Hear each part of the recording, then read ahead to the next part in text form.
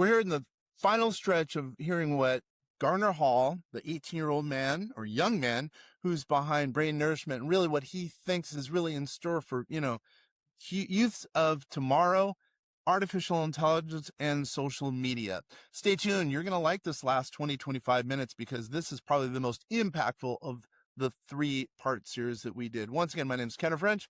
I'm with What's Ken French Thinking. I really appreciate you being here. Thank you.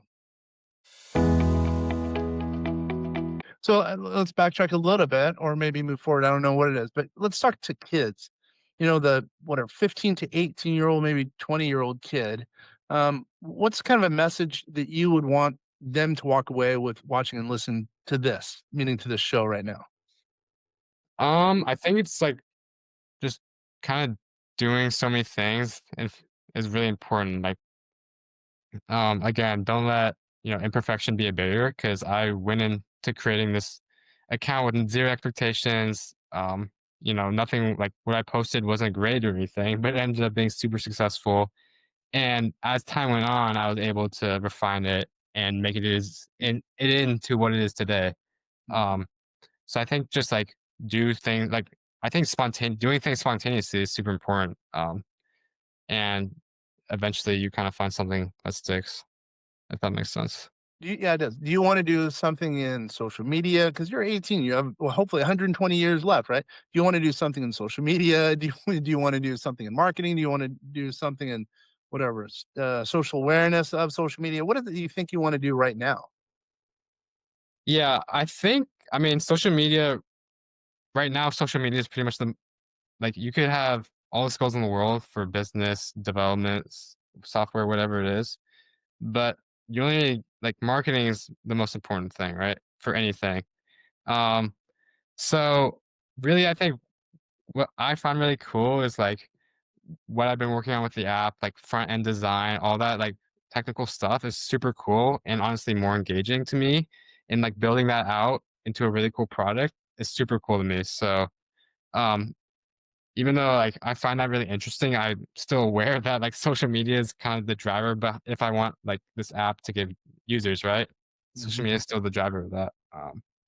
So for me, I think I'm really interested in sort of that design and software area, Mhm. but still utilizing social media as like a driver of that because it's marketing, how important marketing is.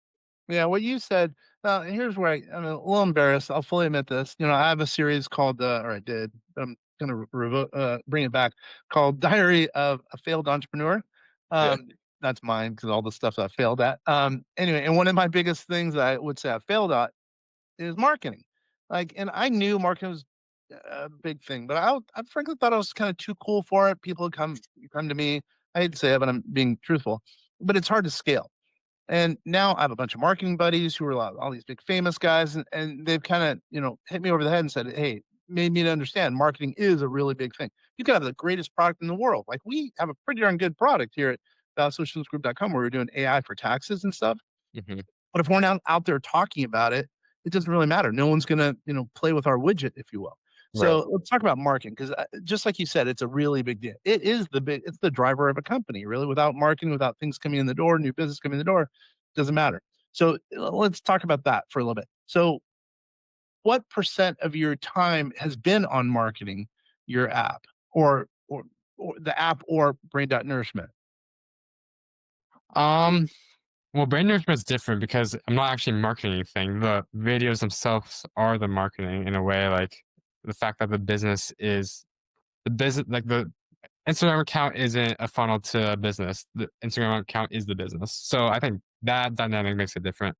But as far as the app goes, um, I mean, I'm lucky in the fact that I have an audience that I've already built. So, it's super easy to get like quick traction with the app. If I didn't have brain nourishment and I created this whole new iOS app, getting 10 users would have been hard, right? Because I don't have anything to do. Like, there's no one, like, how do I reach people, right? It's not easy. Um, and that's still a question that I need to ask myself because I've figured out a great way to get views on an Instagram account. I haven't really found out the best way to go viral to like get installs on an app, right? So these are all things I'm still learning as well, Mhm. in tangent, but I think it's a good experience either way. And um, yeah, I don't know. I think with an Instagram account, there is a certain ceiling if you're just like, you could put a link in a story, right? And you're gonna get like X Mhm. thousands people seeing it. But the massive growth where these massive startups, whatever, they have to like figure something out. That I don't know if I've really cracked that code yet, but Yeah, but to me, it seems like the social media how what you have going on, I think, is marketing. That's really what it is. Social media is just marketing, right?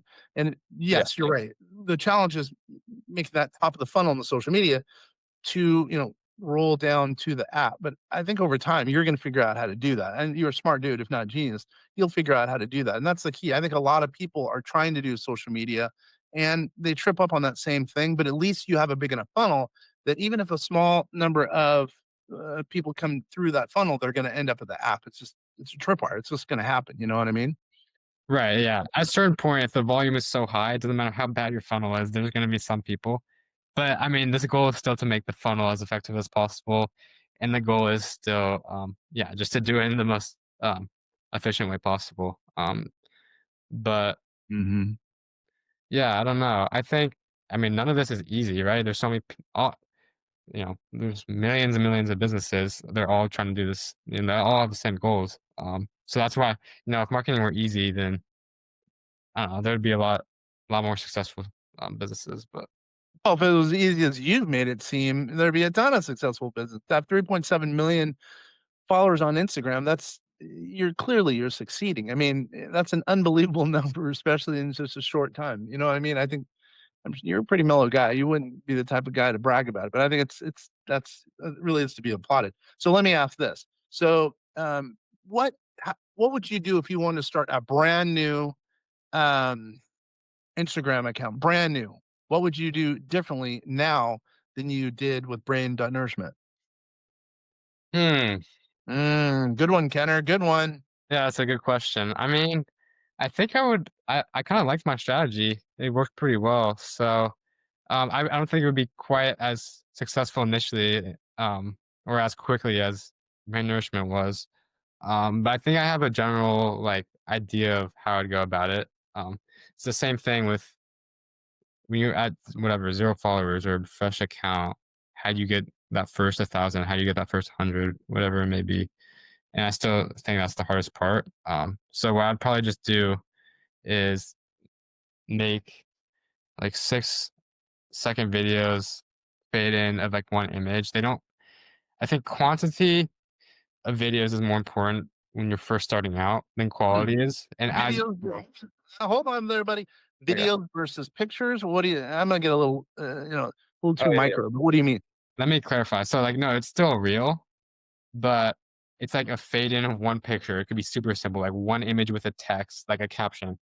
It literally could be that simple, and you could get millions of views for it and like grow. It doesn't have to be some complicated, original, unique, whatever edited video. And once you kind of get that traction with the really simple videos, I think that's where you could grow, make the quality a lot better. But I heard this really interesting story today about this guy who coded an app from scratch and got 2 million users, not from having this insane marketing team behind an Instagram account or whatever. He literally just would make like 6-second Instagram reels with one image. I think it was like a workout app. One image, fade in with a simple caption that was like a meme or something funny that kind of related to the app's um, core purpose, and literally blew like got 40 millions and millions of views because of it, and they're super reproducible and like I don't know, it followed the same structure every single time. So I just thought that was really interesting.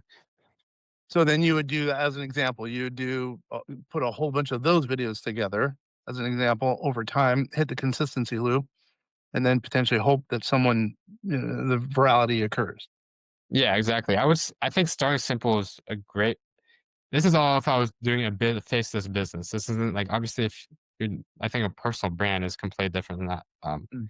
But yeah, it's like super simple videos. I think is a super great way to start out. Low, I guess friction to start out with. if you spend if you have a fresh account, you spend 5 hours editing a video and it gets 5 views, you're gonna be super, you know, you're not gonna wanna keep posting on it. Um, Mhm. if you, like if you put a lot less pressure into each post, you're going with less expectations, you could do it more often, you could post every day, and you're gonna be a lot, more likely to get somewhere, I think. So then what about what tools do you use, or do you use just the app? Do you use outside tools to do some of your things, meaning, apps or, websites? What are the specifics now that we're talking about, the things that help you to do your posts? Yeah. I mean, right now, since my posts aren't super complicated or anything, uh, I will usually use outside, like, software editing software like CapCut. Mhm. And then also there's a other software I have that just does automatic captioning, to help with editing, and that's pretty much it. There's no, like, you know, technical expertise required, really. That's good you said that. How many so let's you said you're doing about 5 posts a week. Each post, how much does each post take in general? I know it's a hard question, but in general. Yeah, I mean, I think the problem is right now, I mean, it really depends.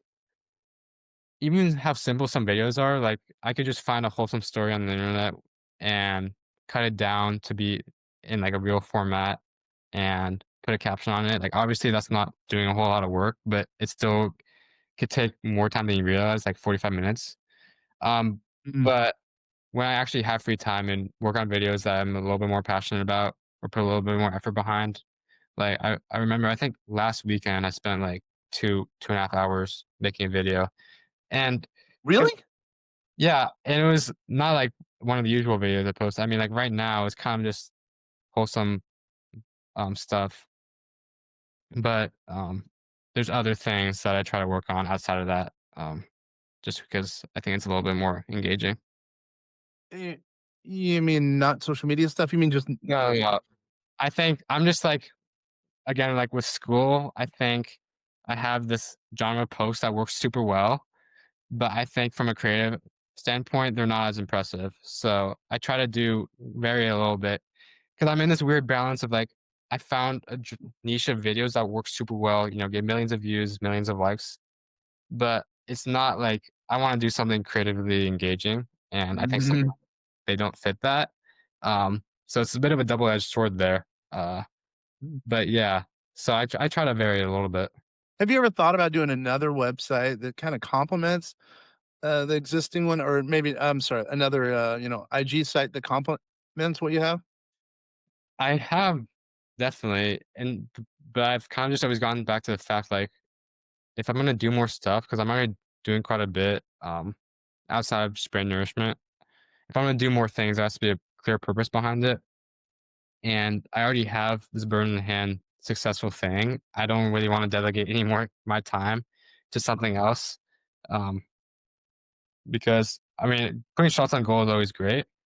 Diversifying, like we said, it's kind of scary to have so many eggs in one basket. But I don't know. I've just tried to go all into the things that have been successful and just grow from there. If that makes sense. Yeah, I totally understand that.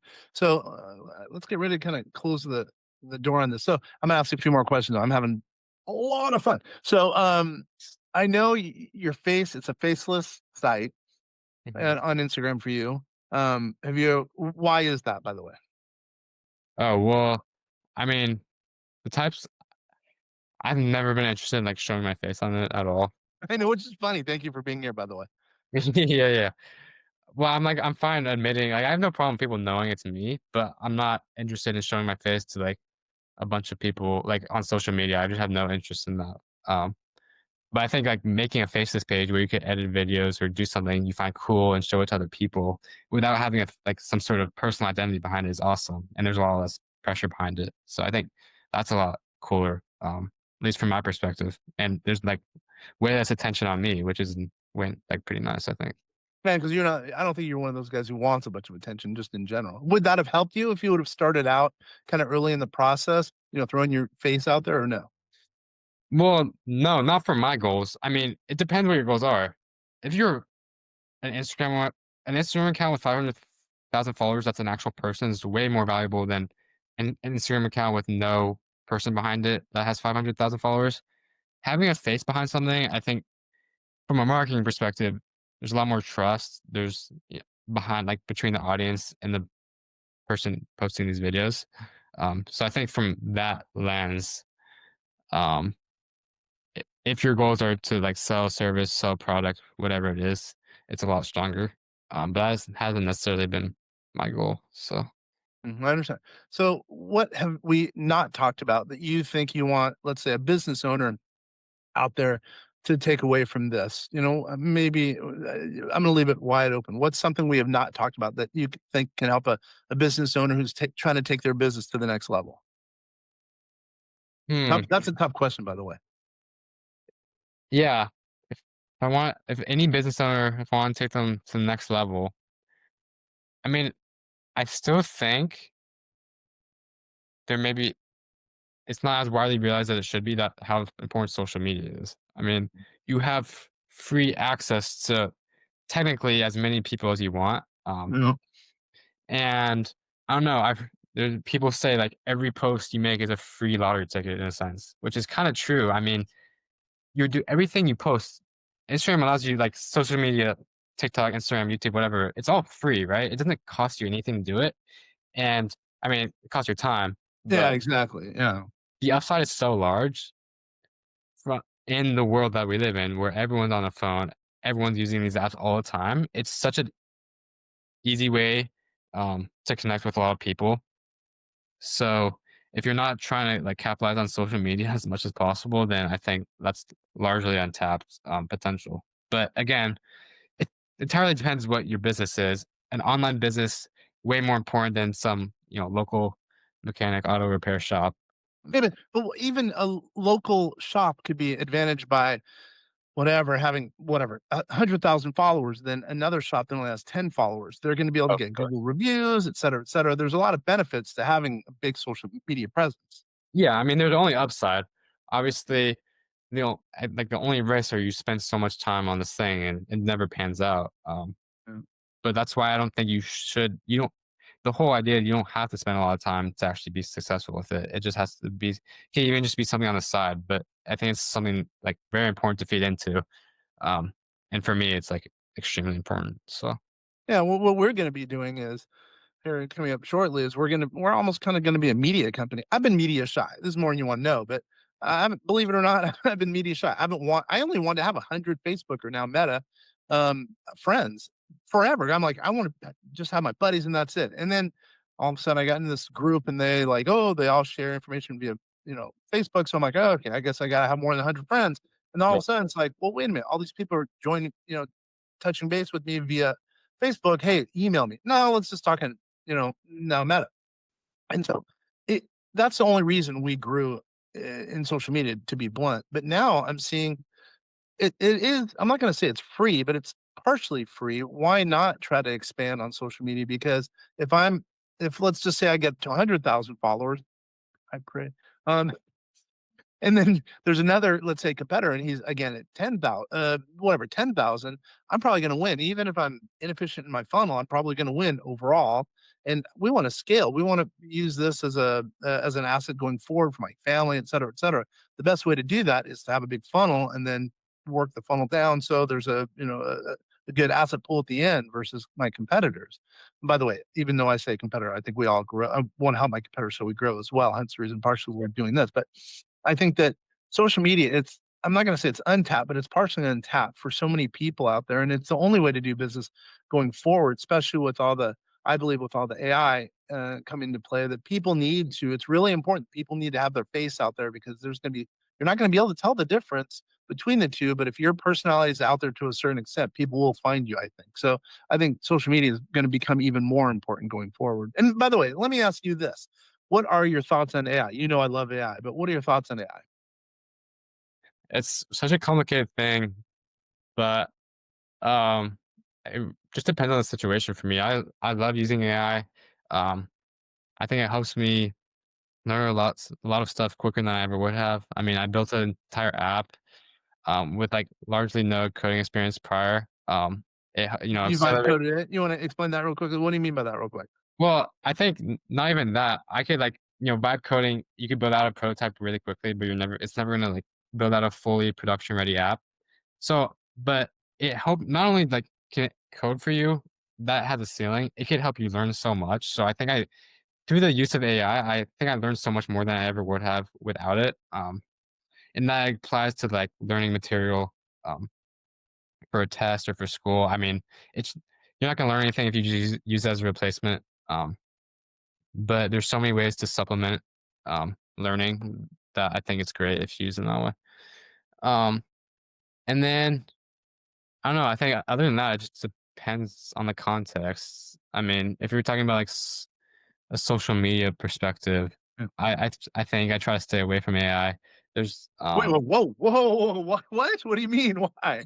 well, I think social media is about like human. I think I'm definitely believe in human side of social media and like original. Again, it just depends on your goals, but um, I don't know. It's hard to articulate my thoughts if I don't know like what scenario we'd be talking about. Yeah, I But understand. I think there's a lot of intricacies of it. There's a big word.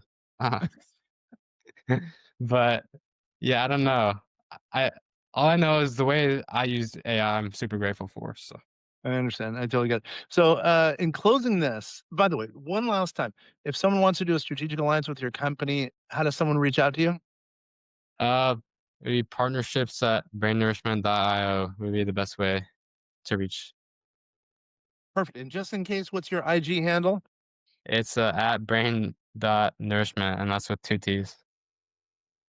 Because we don't know how to spell. By the way, why did you name it that? I mean, what's that Okay. two for? What's up with that? Oh, okay, it's the opposite of brain rot. So I just there's like that's literally it. I mean, it was just I get funny it. saying. I thought it was funny because brain nourishment was like ironically used as a term for brain rot. So I just thought it was funny. It was I don't know, it's kind of dumb, but I don't know, it kind of stuck. So that's what When I'm you did stuck. plus when you didn't know it was gonna be as big as it. So, okay. Yeah. So, we're gonna cut this into different little, bits and pieces. But what would you let's close it. I'm gonna ask you to close it. How do you wanna close this, episode of Vast Voice Telling Business Secrets to Entrepreneurs? Oh, that's so much freedom. Is there something you want me to say, or like is Well, something? I'm leaving it open-ended because you're the genius guy. I want you to tell us how we should close this episode with none other than Garner Hall, the 18-year-old who hacked the internet. I guess I would just go back to what I was saying earlier. It's like because we're looking at this mainly through a business perspective. Social media is way more important, like as important as it ever will be right now. Um, if your business isn't capitalizing on, digital landscape, that's super important. I think pivoting to that. And what else? Be consistent, be out there. That's the way to succeed. I mean, you're a perfect, testament to that. I mean, the things you've said, I bet you don't even see some of the things that are gonna benefit business owners out there. The things that you've hit on, social media consistency, a little bit of luck. I mean, this has been a very good episode, and I'm willing to bet you there's gonna be some business owners that potentially are gonna even reach out to you. Who knows? Maybe there's going to be a strategic alliance in there for you. You just never know. But this was a great episode. I'm so glad that you were nice enough to come here and chat with us. I can't even tell you. Well, yeah, I really appreciate the opportunity to be here. And also, one final thing I want to say is um, nothing I've done is special, but it goes back to what you said about consistency. I'm at the crossroads between consistency and luck, and I think that's how they will find success. And I truly think anybody else could do that. There's just that um, I don't know. There's sort of a barrier between thinking it's possible and thinking it's not. But you just have to try. So I would just say that. Wow. With that, that's a perfect close. Once again, Garner Hall, thanks, dude. Appreciate it. Thank you very much.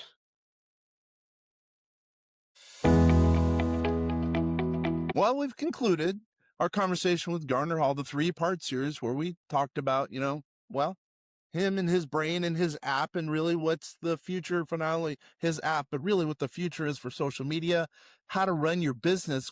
Well, from the thoughts of an 18-year-old kid who, well, is an exceptional 18-year-old kid. I really hope you enjoyed this conversation because I did. Of all the people I've talked to big hitters in pretty much every industry, specifically in tax and finance, real estate, and I would say none other met up to this one. It really was fun talking to Garner. I've known him for years, really since birth. I know that the future of really of humanity is in good hands based on, well, some of his thoughts and really probably his leadership. I think a lot can be taken from our conversation. If you're a brand new business owner, you could take a lot. If you're a business owner who's been around for years, you could take a lot. If you're brand new into social media, you could take a lot. If you're, an experienced social media expert, you can learn a lot from Garner. Well, I would say keep an eye on his brain nourishment and on his app and really on his future because he's going to be one to watch. Once again, this is Ken French of What's Ken French Thinking. Really appreciate you spending the time. This has been fun. A real fun time for me. Once again, Ken French.